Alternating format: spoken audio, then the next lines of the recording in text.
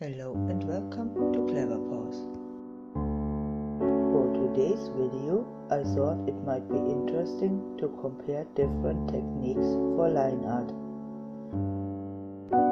Especially since with the ACO that I made for the YouTube Artist Collective recently, I experimented with a lineless style.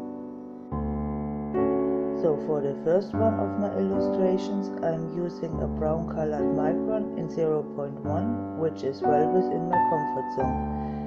The line art of the second one is in colored pencil, Faber Castell Polychromo to be exact. So before anyone tells me about same face syndrome, this actually is the same sketch transferred twice. Of course, when wanting to compare two or more options, keeping as many factors as possible consistent helps a lot in evaluating the results afterwards. The coloring again was kept very minimal and as close to each other as I could achieve, even though there are some noticeable differences somehow. I don't think so much I have same face syndrome, but I do tend to go into autopilot with the way I go about building up the structure. A bit like, you know this is going to work and this is an illustration and not your sketchbook, so better get it working moment. Of course, the average humanoid face consists of certain elements in certain places. But to some degree I'm a bit hesitant when it comes to straying into the not tested, which means I'm not getting to try and test it as much as I probably should. So, what else did I learn from the actual experiment?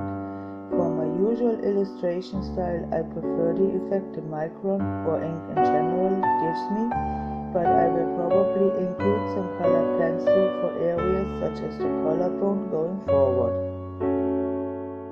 And of course, for some of my animal art pieces, I would like to experiment with it some more as well. I expect it to enhance my not fully cartoony or my deliberately ink-only illustration style. But before I can call it part of my repertoire, I will have to test various colored pencils of mine, such as hard and soft lead or different watercolor pencils. This is about all I have to say about the creations of this week's video. I will keep the sketch for future additions to this set, so I guess there might be some more times you will see the same face. As usual, a list of all the materials used can be found in the description below. Don't forget to like, comment and subscribe, and I shall see you next week.